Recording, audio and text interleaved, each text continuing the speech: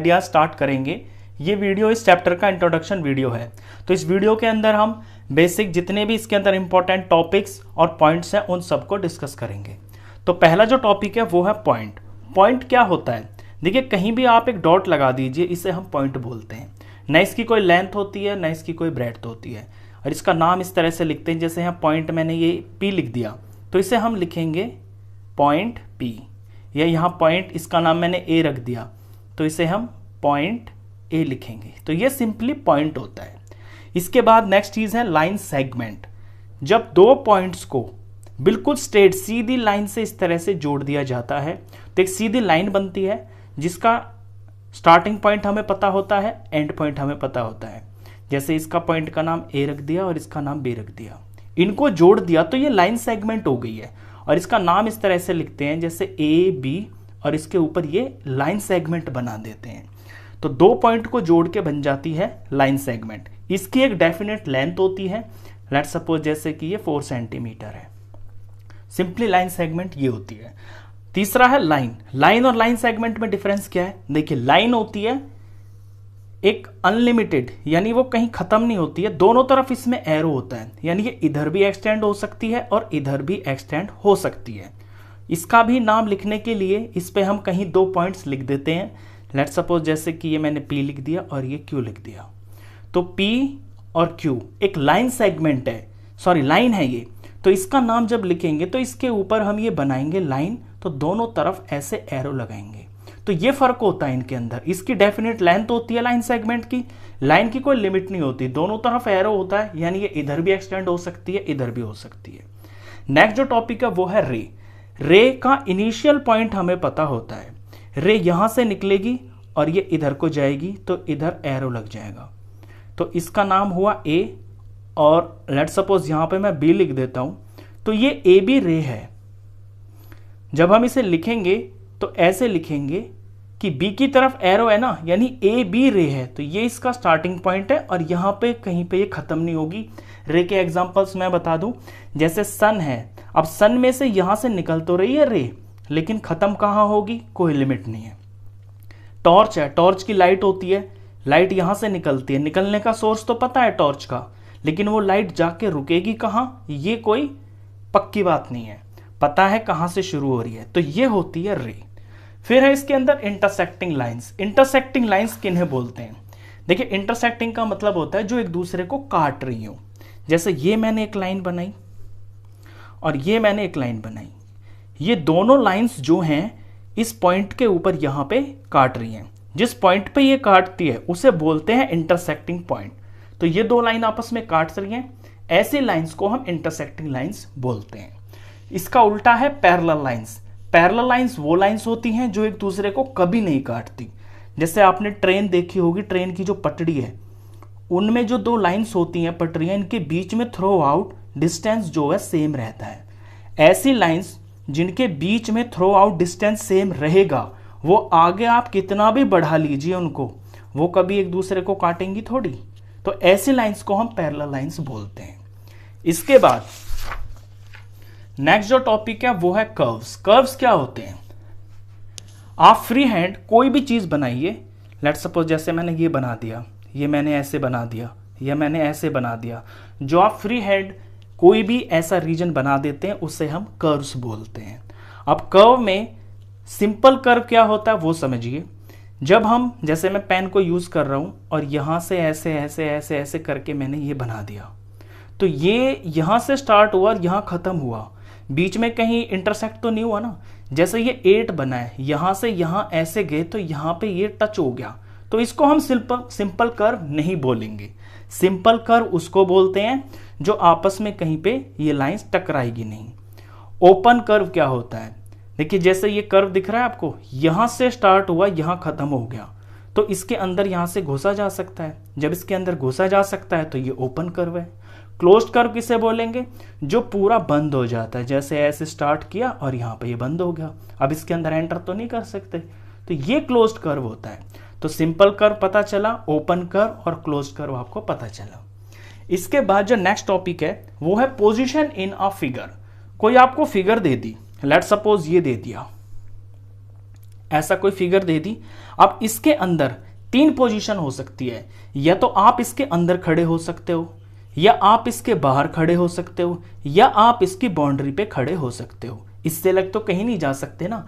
तो जो चीज इसके अंदर है वो इंटीरियर बोली जाएगी, और जो इसके बाहर है वो एक्सटीरियर बोली जाएगी, और जब आप इसकी बाउंड्री के ऊपर खड़े होगे तो वो ऑन बोली जाएगी। तो पी जो पॉइंट है वो इंटीरियर में है, क्यू एक्सटीरियर में है, और जो के पॉइंट है ये ऑन द फिगर है, इस फिगर के ऊपर, इसकी बाउंड्री के ऊपर है। ये पोजीशन होती है। Interior plus boundary is equal to reason.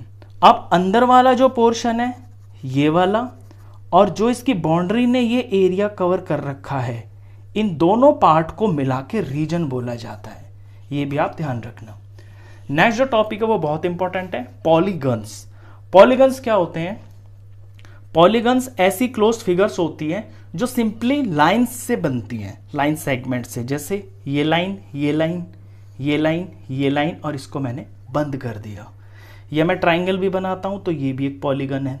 कुछ और बनाता हूं पेंटागन, 5 साइडों वाला, वो भी एक पॉलीगन ही है। तो पॉलीगन सिंपली ऐसी क्लोज्ड फिगर होती है जो पूरी लाइन सेगमेंट से मिलके बनती है। ये है पॉलीगन। अब पॉलीगन के बाद जो नेक्स्ट टॉपिक आता है, यह है आपके sides, vertices and diagonals. Sides, vertices और जो डायगोनल्स होते हैं ये पॉलीगन के होते हैं। जैसे ये मैंने एक पॉलीगन बनाया, इसका नाम मैंने रख दिया ABCD। अब ये जो लाइन सेगमेंट है ना, A से B, B से C, C से D और D से A, ये तो है साइड्स, ये तो साइड्स हो गई हैं। वर्टिसेस क्या होते हैं? जहां पे 2 साइड्स टकराती हैं, जैसे B पॉइंट पे ये वाली साइड और ये वाली साइड टकरा रही है, तो B इसका एक वर्टेक्स हो गया। वर्टिसेस वर्टेक्स का प्लूरल होता है। यहाँ पे A पे टकरा रही हैं 2 लाइन सेगमेंट्स, 2 साइड्स टकरा रही हैं, तो A इसका वर्टेक्स हो गया। ऐसे ही C हो गया, ऐसे ही D हो गया। तो ये होते हैं वर्टिसेस। डायगोनल्स क्या होते हैं? एक पॉइंट है यहाँ पे, एक वर्टेक्स है ना, ये इसके साथ वाले वर्टेक्स को आप छोड़ दीजिए। जैसे A पे हैं आप, B को छोड़ दीजिए और C पे चले जाइए और ज्वाइन कर दीजिए, तो ये डायगोनल हो गया। ऐसे ही D पे हैं, C को छोड़ दीजिए, A को छोड़ दीजिए, यानी जो साथ वाले हैं उनको छोड़ दीजिए, उससे अलग कहीं भी जोड़ देंगे ना तो वो इसका डायगोनल होता है। तो यहाँ पे AC और BD ये बन गए हैं डायगोनल्स। तो पॉलीगन कितनी भी साइड का हो सकता है। सबसे छोटा पॉलीगन जो होता है वो ट्राइंगल होता है। ट्राइंगल के अंदर सबसे कम साइड्स होती हैं जो पॉलीगन होता है। उसके बाद कोई लिमिट नहीं है। ये मैंने 4 साइड का पॉलीगन बनाया है, आप 5 साइड का भी बना सकते हैं, आप 6 साइड का भी बना सकते हैं। ये सब पॉलीगन्स बोले जाते हैं। तो ये हुई साइड्स, वर्टिसेस और डायगोनल्स। अब नेक्स्ट आते हैं एंगल्स। एंगल्स आप छोटी क्लास से ही जानते हैं, 3rd क्लास से एंगल बनाना सीख लेते हैं बच्चे। ये कोई पॉइंट है, यहां से एक रे निकली और यहां से एक रे निकली। इस इनिशियल पॉइंट से, एक ही पॉइंट से 2 रेज निकल रही है, तो ये एंगल बन जाता है। और इसका नाम लेट सपोज मैं यहां A रख देता हूं और इसका नाम मैं यहां पे B रख देता हूं, तो ये बोला जाएगा एंगल AOB, या इसे हम एंगल BOA भी बोल सकते हैं। बस ध्यान रखने की बात यह है कि जिस पॉइंट से रेज निकल रही हैं वो आपका बीच में होना चाहिए। ये आगे पीछे हो कोई फर्क नहीं पड़ता। अगर अकेला ही एंगल है आपका, कोई इसके साथ में कोई और एंगल नहीं है, तो आप सिंपली इसको एंगल O भी बोल सकते हैं। अब एंगल के अंदर ये जो पॉइंट है ये तो आपका पॉइंट हो गया इनिशियल पॉइंट, और ये जो OA है ये हो गई है इसकी आर्म, और जो OB है ये भी इसकी आर्म बोली जाती है। तो ये आर्म्स हो गई हैं और ये इसका वर्टेक्स हो गया है। ये होता है एंगल। एंगल के बाद आता है ट्राइंगल्स। ट्राइंगल्स कोई भी क्लोज्ड फिगर जो 3 पॉइंट से मिलके बनती है, वो तीनों पॉइंट्स एक लाइन में नहीं होने चाहिए, वरना वो सिर्फ एक लाइन सेगमेंट बन जाएगी। 3 पॉइंट्स हैं और वो सीधे नहीं है, तो जब आप इन्हें ज्वाइन करोगे तो आपका ट्राइंगल तैयार हो जाएगा। अब इन पॉइंट्स के कोई नाम भी होंगे, लेट सपोज ABC। अब ABC है तो इस ट्राइंगल का नाम बन जाएगा ट्राइंगल ABC। इसका जब नेम लिखेंगे तो ऐसे ट्राइंगल का निशान लगाएंगे, ये ट्राइंगल का साइन होता है, ट्राइंगल AB और ये C। वर्टिसेस मैंने बताया भी, जहां पे दो साइड्स ऐसे टकराती हैं वो बोला जाता है वर्टिसेस। तो इसके 3 वर्टिसेस हैं, ए पे और ये बी पे टकरा रही हैं दो साइड्स, और ये सी पे। एंगल्स, इसके अंदर 3 एंगल है, angle A, angle B, angle C. अब ये अकेले अकेले है ना, इनके साथ में कोई साइड तो है नहीं, तो हम इन्हें सिंपली ऐसे भी लिख सकते हैं, angle A, angle B, angle C. या अगर हम इसकी आर्म्स को भी इंक्लूड करें तो जब एंगल ए को लिखेंगे तो एंगल ए को लिखेंगे हम एंगल बी ए सी, ए बीच में आना चाहिए ना। एंगल बी को जब लिखेंगे तो बी बीच में आएगा, ए और सी साइड में आ जाएंगे, angle A B C.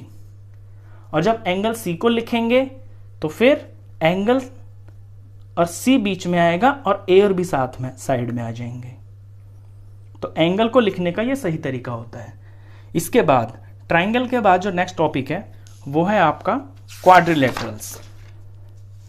Triangle एक 3 लाइन सेगमेंट से मिलकर बनने वाली क्लोज्ड फिगर होती है, और जो 4 लाइन सेगमेंट से मिलकर बनती है क्लोज्ड फिगर, पॉलीगन जिसे बोलते हैं, पॉलीगन हो गया 4 साइडों वाला पॉलीगन क्लोज्ड, तो ये क्वाड्रिलेटरल बोला जाता है। अब क्वाड्रिलेटरल के अंदर 4 तो होती हैं sides, A B, B C, C D, D A. ये नाम के हिसाब से इसकी 4 साइड्स हो गई हैं। अगर इसका नेम लिखेंगे क्वाड्रिलेटरल का तो हम लिखेंगे A B C D. 4 sides हो गई हैं। 4 इसके अंदर एंगल होते हैं, angle A, angle B, angle C और एंगल डी। एडजेसेंट साइड्स देखिए क्या होती है। एडजेसेंट का मतलब होता है साथ वाली। ये आप ध्यान से देखिए, इससे रिलेटेड बहुत सारे क्वेश्चंस हैं। अब साथ में कौन कौन है देखिए, ए बी और बी सी ये साथ हैं, ए बी और बी सी साथ हैं। ए बी और ए डी भी साथ हैं, ए बी और ए डी भी साथ हैं। यानी एडजेसेंट साइड्स उन्हें बोलते हैं जिनके अंदर एक कॉमन वर्टेक्स हो। जैसे ए पे ए बी और ए डी हो रहा है तो ये दोनों साथ हैं। ऐसे बी पे ए बी और बी सी, ए बी और बी सी, तो इनके अंदर ये जो बी है ना ये कॉमन है। ए डी और ए बी के अंदर ए वर्टेक्स कॉमन है। तो किसी एक पॉइंट के ऊपर जो 2 लाइन सेगमेंट्स इस तरह से टकराती हैं वो एडजेसेंट साइड्स बोली जाती हैं। और भी इसके अंदर कई पेयर बन जाएंगे। अब आते हैं अपोजिट साइड्स के ऊपर। अपोजिट का मतलब होता है आमने सामने वाली। जैसे ए बी साइड है, ए बी के सामने देखोगे आप तो सी डी मिलेगी, तो ए बी और सी डी ये अपोजिट साइड्स हो गई हैं। दूसरा पेयर इसके अंदर बन रहा है बी सी और ए डी का, तो बी सी और ए डी ये दोनों अपोजिट साइड्स का पेयर बन गया है। बस क्वाड्रिलेटरल के अंदर 2 ही अपोजिट साइड का पेयर बनता है। नेक्स्ट जो है इसके अंदर वो एडजेसेंट एंगल्स हैं। अब जैसे एडजेसेंट साइड्स में साथ वाली होती हैं, ऐसी एडजेसेंट एंगल्स में साथ वाले एंगल होते हैं। जैसे बी और सी ये दोनों साथ हैं, ऐसे बी और ए ये दोनों साथ हैं, तो angle B and angle C, B और सी साथ साथ हैं तो ये एडजेसेंट एंगल बोले जाएंगे। सी और डी साथ साथ हैं तो ये भी बोले जाएंगे angle C and angle D. ऐसे इसके अंदर और भी पेयर्स बन सकते हैं। अपोजिट एंगल, अपोजिट ऊपर देख लिया आपने, अपोजिट का मीनिंग आमने सामने। जैसे एंगल ए के सामने कौन है, एंगल सी, तो एंगल ए और एंगल सी ये अपोजिट एंगल्स हैं। बी है, बी के सामने डी है, तो एंगल बी और एंगल डी ये अपोजिट एंगल्स हैं। तो अपोजिट साइड और अपोजिट एंगल्स के इसमें 2-2 पेयर ही होते हैं। एडजेसेंट साइड्स और एडजेसेंट एंगल्स के पेयर इसके अंदर ज्यादा बन सकते हैं। नेक्स्ट जो टॉपिक है इसके अंदर यह है आपका सर्कल्स। अब सर्कल्स आप कंपास की हेल्प से बनाते हैं। कंपास की नीडल को रखते हैं और फिर पेंसिल से ऐसे घुमा देते हैं तो बन जाता है आपका सर्कल। अब जहां पे आप ये नीडल रखते हैं कंपास की, ये होता है सर्कल का सेंटर। तो यहां फिगर में सेंटर हो गया है O। और जितना आप कंपास खोलते हैं और यहां आपकी पेंसिल की चोंच होती है, सर्कल बनता है, तो ये जो लंबाई होती है ना इसे बोलते हैं हम रेडियस। जितना हम कंपास खोलते हैं तो यहां फिगर के अंदर रेडियस हो गया है OP। डायमीटर, डायमीटर एक ऐसी लाइन सेगमेंट होती है जो सर्कल की बाउंड्री को दोनों तरफ टच करती है, देखिए टच किया ना, और ये सेंटर से होके गुजरती है। तो यहाँ पे अगर मैं इसका नाम लिखूं, ए और बी लिख देता हूं, तो यहाँ पे ए और बी जो है इस सर्कल का डायमीटर हो गया। कॉर्ड एक ऐसी लाइन सेगमेंट होती है जो सर्कल को दो जगह पे इस तरह से ज्वाइन करती है बाउंड्री पे। अगर इसका नाम मैं एक्स वाई लिख देता हूं, तो यहां पे ये कॉर्ड एक्स वाई हो गई है। अब कॉर्ड में डायमीटर में क्या रिलेशन है? देखिए कॉर्ड कहीं भी बन सकती है, ये मैंने यहां बना दी, यहां बना दी, यहां बना दी। डायमीटर सेंटर से होकर ही गुजरेगा, बन वो कहीं भी सकता है लेकिन सेंटर से गुजरना चाहिए। तो कॉर्ड को हम डायमीटर को तो हम कॉर्ड बोल सकते हैं, जितने भी डायमीटर होंगे जहां भी बनाओगे वो सब कॉर्ड बोले जा सकते हैं, लेकिन कॉर्ड को हम डायमीटर नहीं बोल सकते। अगर कोई कॉर्ड सेंटर से गुजर रही है तो ही उसे हम डायमीटर बोल सकते हैं। नेक्स्ट है आर्क। आर्क का मतलब हो गया एक गोलाई टुकड़ा। जैसे आपने चूड़ी देखी होगी, अगर चूड़ी टूट के ऐसे दो टुकड़ों में बन जाए तो ये जो गोल वाला पार्ट है ना, ये आर्क बोला जाता है। जैसे यहां से यहां तक ये गोल पार्ट है एक्स वाई, तो ये आर्क हो गई है एक्स वाई, और इसके ऊपर ऐसे गोल निशान लगा देते हैं, इसका मतलब आर्क होता है, यानी ये गोल पार्ट। इसके बाद आता है सेक्टर। सेक्टर वो एरिया होता है जो दो रेडियस से और आर्क से मिलके बनता है। देखिए ये रेडियस हुआ, सेंटर से जा रही है लाइन, ये भी रेडियस हुआ, और ये हो गई है इसकी एक आर्क बी से लेके पी तक की। तो ये जो इतना एरिया है ना, इसे हम सेक्टर बोलेंगे, और इसका नाम इसी तरह से लिखेंगे BOP, सेक्टर BOP, ये सेक्टर होता है। अब आते हैं सेगमेंट क्या होता है। सेगमेंट वो एरिया होता है जो कॉर्ड से मिलके बनता है। इस फिगर में देखिए ये XY ये कॉर्ड है, कॉर्ड और आर्क ये आर्क है। कॉर्ड और आर्क के बीच में जो रीजन होता है ना, ये वाला, इसे हम बोलते हैं सेगमेंट। तो इससे नाम में ऐसे लिखेंगे कि सेगमेंट XY। ये बीच में कोई यहां पे पॉइंट लगा देंगे ताकि ये पता चले कि ऐसे कंटिन्यूएशन जा रही है। यहां पे मैं कोई ऐसे लगा दूं, जैसे Z लगा दूं, तो इसे हम ऐसे लिख सकते हैं सेगमेंट YZX। फिर सर्कमफ्रेंस। सर्कमफ्रेंस क्या होता है? सर्कमफ्रेंस होता है पूरी बाउंड्री की लेंथ। जैसे ये सर्कल है, ये बी से स्टार्ट होके पूरा ऐसे गोल घूमा, यहां से यहां तक आ गया, तो ये यहां पे खत्म हो गया। लेट सपोज आप इसे किसी तार से बना रहे हैं, तो इस सर्कल को बनाने में कितनी लंबाई का तार यूज हुआ है, यानी बाउंड्री की जो लेंथ है ना, वही सर्कमफ्रेंस बोला जाता है। फिर आता है सेमी सर्कल। सेमी का मतलब होता है हाफ।